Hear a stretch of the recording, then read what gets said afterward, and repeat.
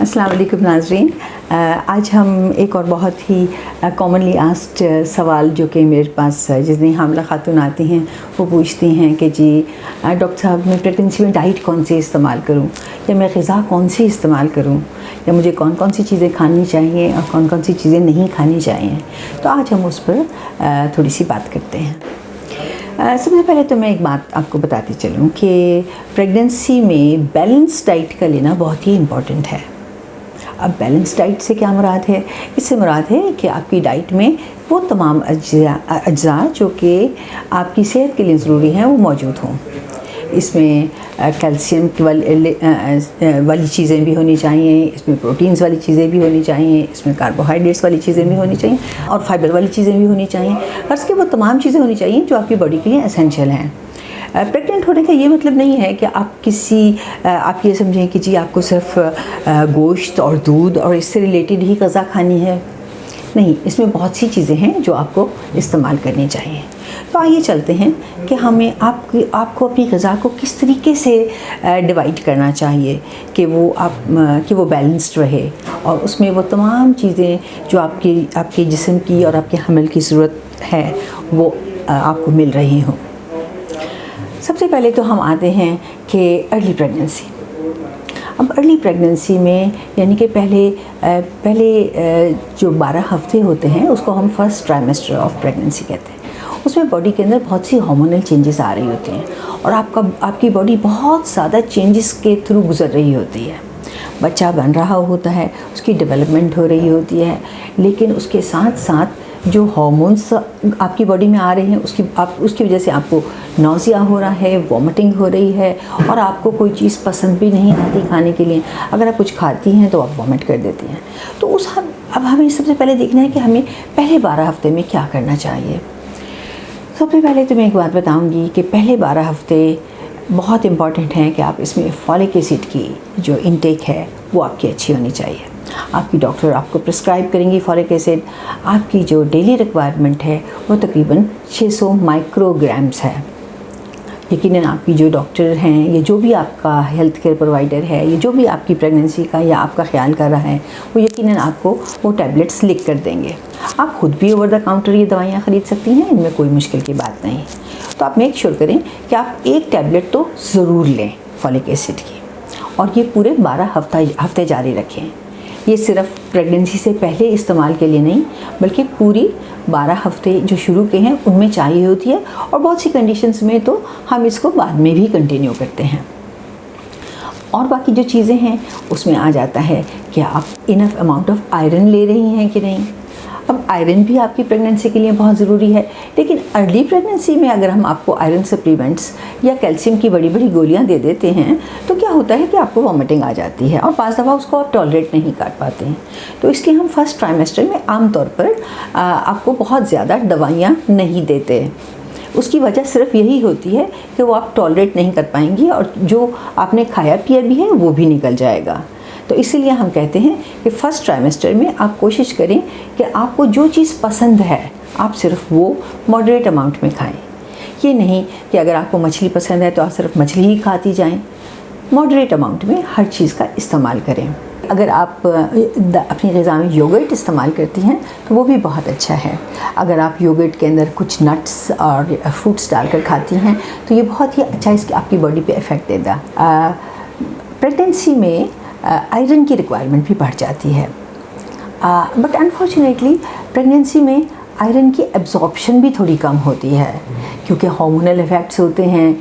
तो उसके अलावा बाज़ दफ़ा कुछ लेडीज़ को या कुछ हामला औरतों को आयरन से उनको कब्ज़ हो जाता है, कुछ औरतों को आयरन से डायरिया लग जाता है, कुछ लोगों को आयरन सूट नहीं करता।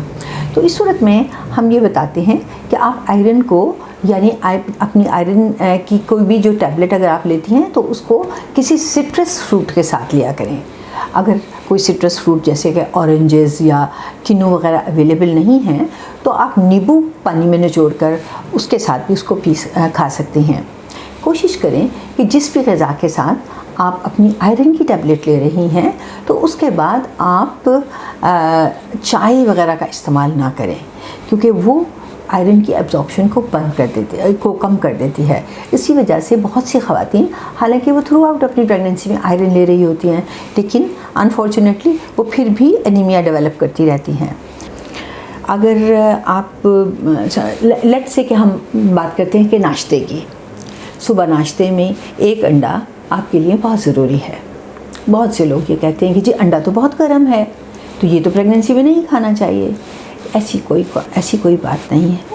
انڈا ایک مکمل غذا ہے اور اگر آپ ایک انڈا کھاتی ہیں تو اس میں آپ کو ساری چیزیں مل جاتی ہیں. کیلشیم بھی ہے، پروٹین بھی ہے، وہ ساری چیزیں مل جاتی ہیں. تو اسی لیے انڈے کو مکمل غذا کہا گیا ہے. دودھ بہت امپورٹنٹ ہے. دودھ کا 1 سے 2 گلاس آپ کے لیے بہت ضروری ہیں دن میں لینا. لیکن یہ نہیں ہے کہ آپ بہت زیادہ دودھ استعمال کرنا شروع کر دیں، کیونکہ اگر آپ بہت زیادہ دودھ استعمال کریں گی تو اس کے ساتھ جو دودھ میں کیلشیم ہے جس کی وجہ سے آپ وہ لے رہی تھیں، اس کے ساتھ ساتھ آپ کی باڈی میں فیٹس بھی جو دودھ کے اندر موجود ہیں وہ بھی جائیں گے اور آپ کا جسم موٹاپے کی طرف بڑھنے لگے گا. تو ہم آج آپ کو بتاتے ہیں کہ ایک ہیلدی ناشتہ کیا ہوتا ہے. ہیلدی ناشتے میں آپ ایسے کر سکتی ہیں کہ جیسے ہفتے کے 7 دن ہیں، آپ مختلف روز میں مختلف طرح کا ناشتہ کر سکتی ہیں. بعض لوگ روزانہ ہی انڈا پراٹھا کھاتے ہیں. پراٹھا آپ کھائیں لیکن پراٹھا ہر روز نہ کھائیں. کوشش کریں کہ ہفتے میں 1 سے 2 روز آپ پراٹھا کھا لیں. انڈا تو آپ ڈیلی شامل کر سکتی ہیں اپنی غذا میں. کسی دن آپ سلائس لے سکتی ہیں. کوشش کریں کہ ہائی فائبر ڈائٹ والی غذا ہو. آپ سادہ روٹی کے ساتھ انڈا کھا سکتی ہیں. بعض روز آپ سیریلز کھا سکتی ہیں. آپ دلیا کھا سکتی ہیں. اب دلیا جو ہے، خالی دلیا کھانا بھی آپ کے لیے اتنا اچھا نہیں ہے کیونکہ اس کے اندر بہت زیادہ چیزیں نہیں ہوں گی سوائے اناج کے. تو اس کو آپ کو چاہیے کہ آپ دلیا کو دودھ میں بنا لیں اور اس کے اوپر تھوڑا سا فروٹ اور تھوڑے سے نٹس ڈال لیں. اگر آپ اس میں تھوڑا سا فروٹ ڈالیں گی تو اس سے آپ کو فروٹس کی نیوٹریشن بھی مل جائے گی. آپ کو چینی ڈالنے کی بھی ضرورت نہیں پڑے گی. اور اگر آپ نٹس بھی ڈال لیتی ہیں تو آپ کو نٹس کے جو فائدہ مند چیزیں ہیں وہ بھی آپ کے ناشتے میں شامل ہو جائیں گی.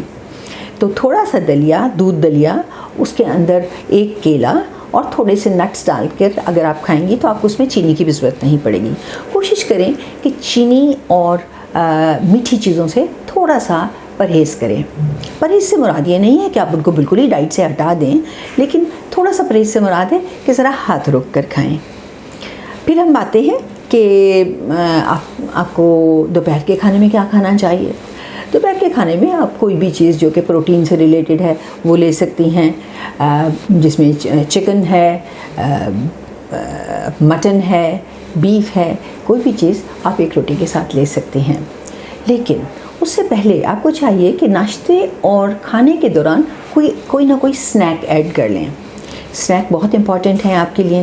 عام طور پہ ہم جو سنیکس ایڈوائز کرتے ہیں ان میں آ جاتا ہے جیسے اسمودیز ہیں، یوگرٹ ہے، چیز کا چھوٹا سا پیس ہے، بسکٹ ہے یا کوئی فروٹ کا پیس ہے. فروٹ بہت ہی اچھی چیز ہے آپ کی ڈائٹ کے لیے. آپ کو چاہیے کہ آپ ایک پیس کسی بھی فروٹ کا صبح کے ناشتے اور دوپہر کے کھانے سے پہلے ضرور کھایا کریں.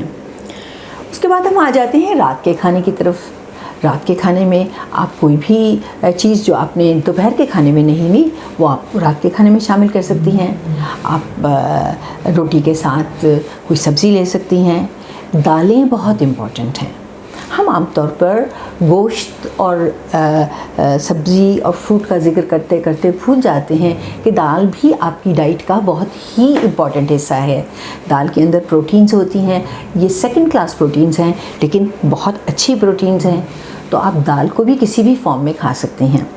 آپ چاہیں تو اس کو پکا کے کھا لیں اور یا آپ چاہیں تو اس کو کسی بھی اور چیز کے ساتھ ملا کر کھا سکتی ہیں، جیسے چاول کے ساتھ ملا کے کھا سکتی ہیں.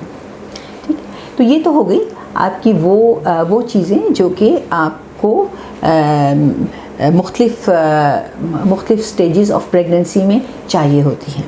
اس کے علاوہ کچھ اوور دا کاؤنٹر بھی آپ کو دوائیاں مل جاتی ہیں. آپ کے ڈاکٹر آپ کو پرسکرائب کر دیتے ہیں. جیسے اگر آپ کی غذا میں آپ کو کیلشیم کی کمی ہے تو وہ آپ کو کیلشیم کی ٹیبلٹ پرسکرائب کریں گے تو آپ وہ کھاتی رہیں. پوری پریگننسی کھائیں. اس سے یہ ہوگا کہ آپ کو اگر آپ کے جسم میں کیلشیم کی کمی ہے تو آپ کو بہت زیادہ دودھ نہیں پینا پڑے گا اس کمی کو پورا کرنے کے لیے. اس کے ساتھ ساتھ آپ کے ڈاکٹر آپ کو ضرور کوئی وٹامن ڈی کی پریپریشن دیں گے، کیونکہ خالی کیلشیم جو ہے اس کا کھانے کا کوئی فائدہ نہیں۔ جب آپ وٹامن ڈی کے ساتھ کھاتی ہیں تو اس کی ایبزارپشن جو ہوتی ہے تو وہ آپ کی کیلشیم کو بونز میں لے کر جانے میں مدد کرتا ہے، جس کی وجہ سے آپ کی بونز مضبوط ہوتی ہیں۔ امید ہے آپ کو میری یہ ویڈیو پسند آئی ہوگی۔ شکریہ۔